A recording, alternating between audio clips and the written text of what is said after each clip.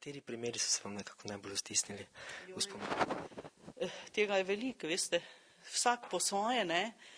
Najbolj se mi vtisnejo taki primeri, ko gre za otroka ali pa za starejšega človeka, ko je popolnoma nemočen, ko nihče več ne more kljub otrokom, ima lahko 4-5 otrok, pa niso v stanju zdaj v sedanjih razmerah za njega poskrbeti, če je doma, pa če je bolan, pa ga oddajo v dom. Ne?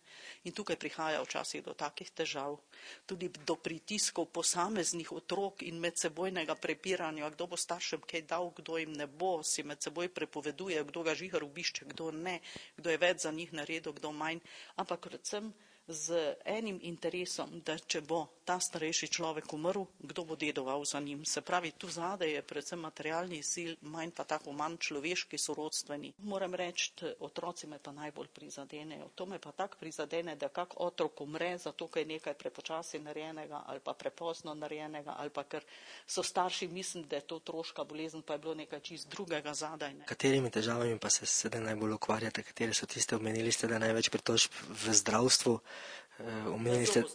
V zobozdravstvu se pravičujem. Povečalo. Skoraj vsak tretji, ki je potrkal na moja vrata, je imel težave z iskanjem zobozdravnika, z protezo, z zdravljenjem čeljusti, z operacijami, z plačilom, ali pa da je šel privat, pa da tisti ni naredil vsega, kar je on pričakoval.